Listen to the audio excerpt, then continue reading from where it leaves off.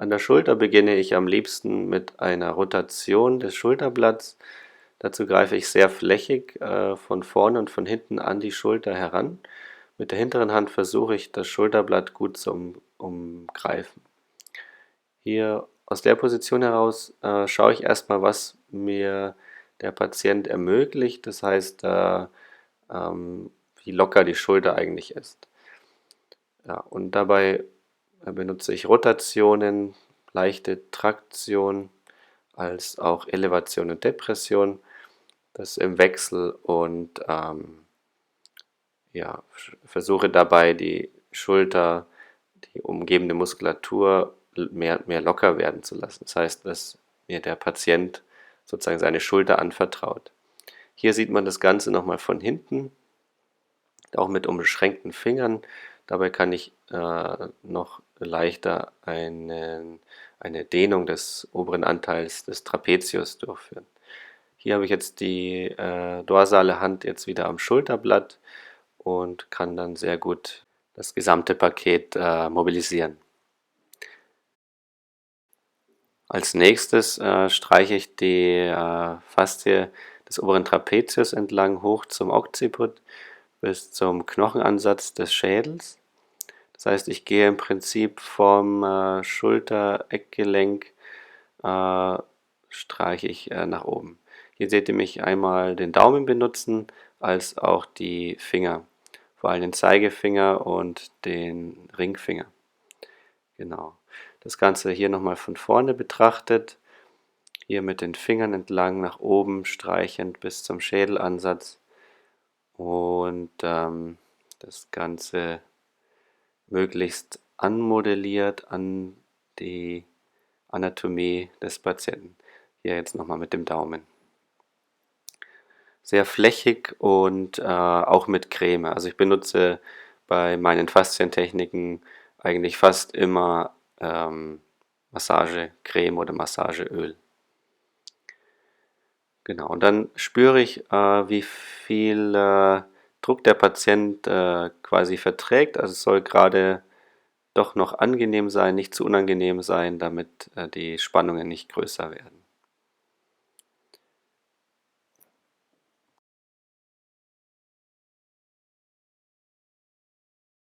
Als nächstes bearbeite ich den schulternahen Anteil des Pectoralis-Muskels und der Sehne. Und wie ihr seht, hier mit der Handfläche als auch mit dem Daumen in Querfriktionen oder Querdehnung. Auch hier schaue ich, wie viel Druck oder Dehnung der Muskel zulässt, ohne sich dabei zu verspannen. Also die Verspannung ist für mich immer eine Indikation, meine Behandlungsstärke zu reduzieren. Genau, dieser Muskel ist ja oft stark verspannt, weil er die Schulter nach vorne zieht.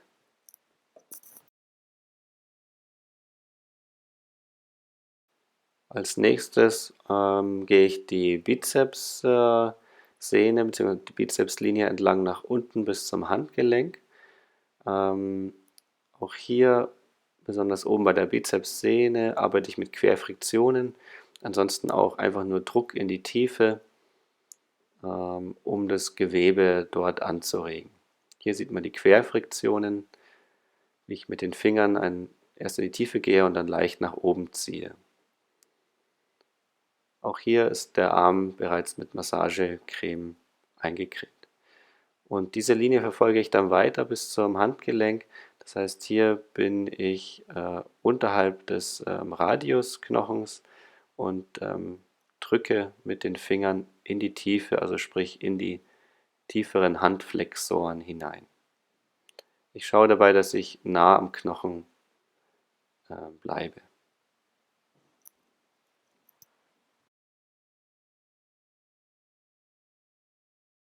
Als nächstes fahre ich mit meinen Daumen die Deltoideuslinie entlang. Das heißt, ich beginne am unteren Schulterdachrand und ziehe dann genau die laterale Linie entlang bis zum Handgelenk. Hier nahe, also noch auf dem Deltoideus und auch am Deltoideus-Sehnenansatz gehe ich öfter auch stärker mit dem Daumen hinein, mache manchmal auch Querfriktionen, äh, genau, und gehe dann diese Linie entlang nach unten. Sobald man den Muskel des Deltoideus verlässt, wird das Ganze eher fühlt sich das sehr sehnig an unter dem Daumen, bis man dann nach dem Ellenbogen wieder auf die Fingerextensoren kommt. Dort sind da wieder kräftige Muskeln.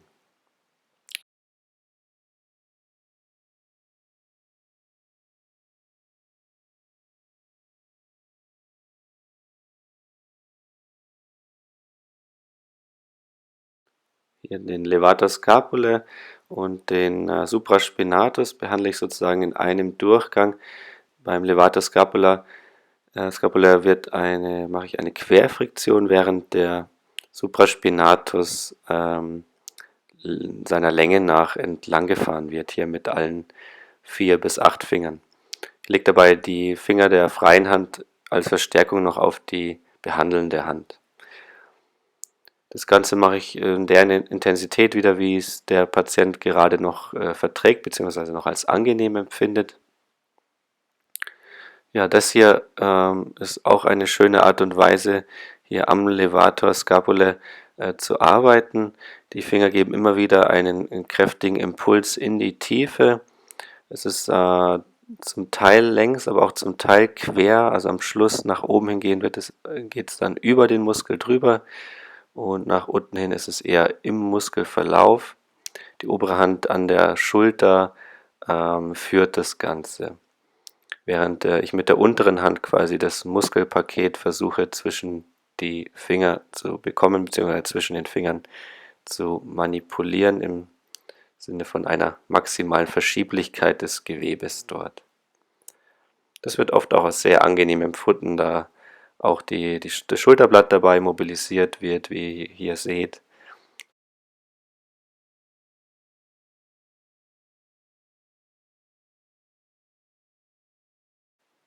Ganz ähnlich verfahre ich an der unteren Schulterblattecke.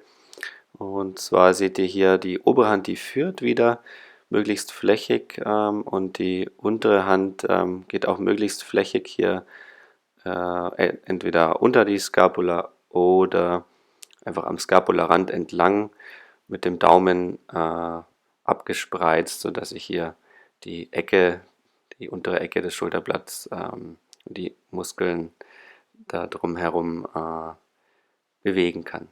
Hier dann nochmal das Ganze mit den Fingern etwas stärker. Wenn die Oberhand, die dient dazu, das Schulterblatt quasi locker zu halten und sanft hin und her zu bewegen.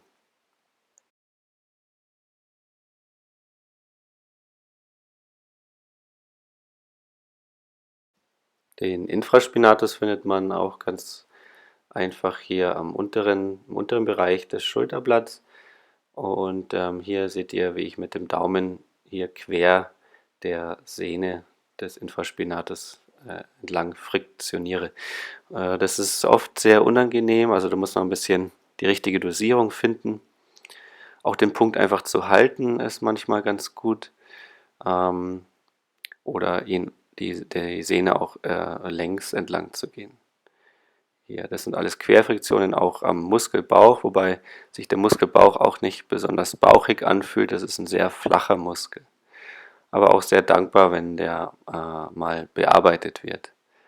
Hier nochmal die Querfriktion mit dem Daumen eher am sehnigen Anteil, nahe am Schultergelenk. Und dann hier die Längsausstreichungen vom Schultergelenk nach unten zum Muskelbauch. Dann ja hier am oberen Rand des Muskels und dann die verschiedenen Anteile. Er geht ja so fächerförmig auseinander vom Schultergelenk aus betrachtet. Hier nochmal das Ganze mit dem Daumen in einer leicht kreisförmigen Bewegung. Und das Ganze kann man dann aber auch mit den Fingern machen, mit den 4 Fingern oder auch 8 Finger, wenn man wieder die eine Hand zur Unterstützung nimmt. Hier seht ihr die Finger jetzt.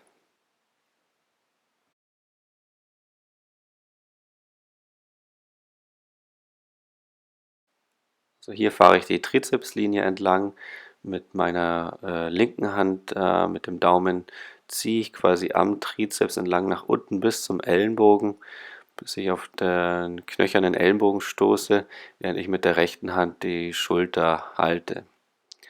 Dann fahre ich weiter, und zwar gehe ich hier unterhalb der Ulna. Hier zeige ich das ein bisschen. Hier unterhalb der Ulna mit beiden Daumen in die Tiefe. Das heißt, es geht wieder auf die Fingerflexoren.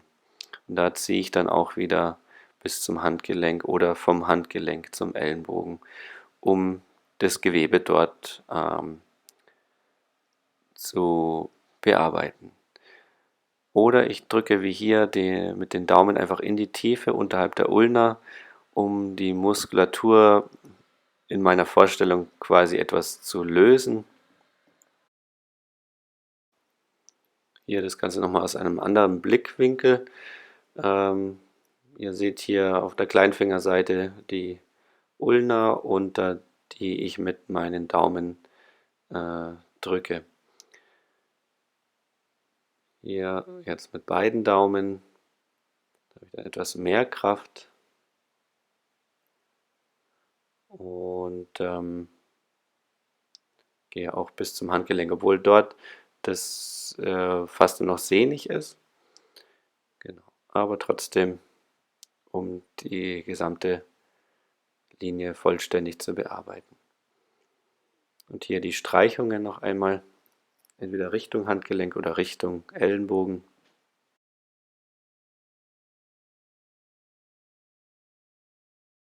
Für die Ausstreichungen entlang des oberen Anteils des Latissimus, der dann quasi auf den Humerus zieht, nehme ich den Arm am Anfang wieder so wie ganz am Anfang und hebe ihn dann über den Kopf, was bei vielen Schulterpatienten oft geht, auch wenn es nicht so weit ist wie hier jetzt. Ihr seht hier, der Daumen ist am am lateralen Schulterblattrand und zieht hier den Latissimus entlang nach unten. Natürlich habt ihr dann nicht nur den Latissimus unter dem Daumen, aber unter anderem auch.